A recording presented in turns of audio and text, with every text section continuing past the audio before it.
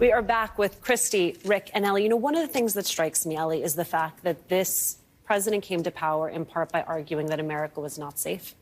And he told voters that the reason they were not safe was because there were immigrants coming over our borders to take their jobs and change the very nature of this country. So the fact that he has actually jeopardized American national security, our relationships with our allies, opened a door to our adversaries by allowing this type of behavior on the part of his own national security team, to me, is a tell that it's never been about the Alien Enemies Act. It is all a distraction. Yeah, but at some level, Alicia, it's no less than what we deserve. It's certainly no less than what Trump voters deserve, because Trump is an incompetent buffoon. And he highlights hiring people based on their incompetent buffoonery, as long as they are loyal to him. So now that we have elected an incompetent buffoon who has only hired incompetent buffoons, it is not surprising that our government now looks buffoonish. And that is on us, that is on voters, that is on not just the people who voted for Trump, all the people who stayed home and decided that it would be okay for this country to embarrass itself like this, which is exactly what's happening, which is exactly what they want. They want to believe that the only people who aren't up to snuff, who aren't up to running the government, are people who happen to be black or brown. That's what they want to believe. And Trump is showing them every day how stupid that is. And they don't care. They're still clapping like seals. So I kind of say, evidently, the stupidity and buffoonery hasn't been enough to sway enough Americans against this against this administration. So I guess we just have to keep going. There is, in fact, an embrace of incompetence. And when you walk us through sort of what these meetings are supposed to be like or would have been like in normal times, I'm also thinking about the fact that what accountability would look like in normal times would be so very different than what we have watched in these past 4 days. Someone's head would have rolled by now. Oh, 100%. I mean, and by the way, in another administration, a previous Democratic administration or a Republican administration, people would offer their resignations. Sir, I am so sorry that I did this, that I embarrassed you, that I risked the American people. That doesn't happen. But he has had always a disregard for classified material, for the value of it. He never, in this first term, attended to the president's daily brief.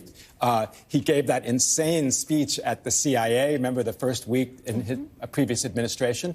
He looks at all of this as something for suckers and losers, right? That he wants to embrace a kind of transactionalism. He has no regard for intelligence, which is the thing that people risk their lives for to prevent Americans being at risk. And here's the thing.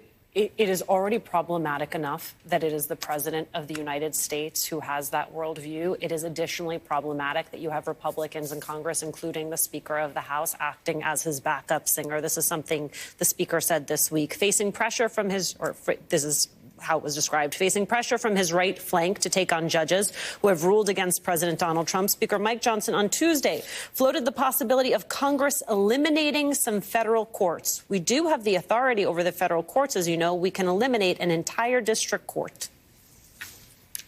I mean, but they also at the same time claim to be the law and order party. And if you eliminate a number of district courts, you're also eliminating their ability to deal with what they say are going to be real criminal cases. The criminal cases that they're saying were ignored for the past 4 years. So if there are no courts to actually hear those, then how are they going to actually affect what they say their goals are? I mean, it's just the whole thing is so absurd. You know that they're only looking to really punish and target judges that disagree with them. And it's like, get over it. You should actually try and actually find good legal arguments to deal with those cases. But in every case, I mean, across the board, their arguments are always the same. You, judge, can't review us. This is executive authority. You can't review what we're doing. And the judges are fighting back and saying, yes, we can. So I don't think they're going to get very far with trying to defund these federal courts. Try to start winning in court. So much winning, try winning in court. You haven't yet. I will say you shaped my whole thinking around this, which is the courts institutionally were not built for this task. Look, the courts cannot stop Trump because the courts do not have an enforcement army. And I believe what is going to happen when we get to the Supreme Court is that you're going to see Roberts. On which case? all of them, most of them, right? We're going to see Roberts do everything he can to avoid a direct confrontation with Trump on the law, because Roberts knows that he will lose a confrontation with Trump on the law because Trump will just ignore his order. And I think that's what Roberts is worried about. I think that's what's worried about all up and down the federal system, right? So I think that in this world where they're talking about eliminating courts, I don't think they have to. I don't think they're going to, because they don't have to, because they think Roberts has their back. Even on birthright?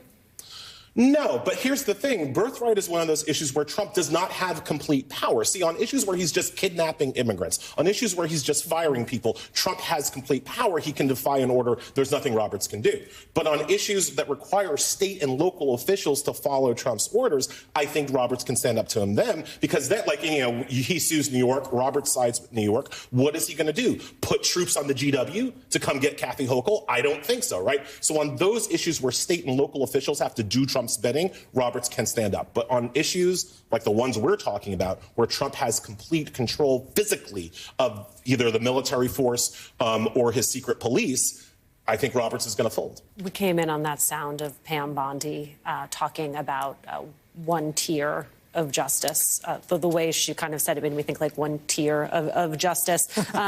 There's also supposed to be one tier of accountability in a broader sense.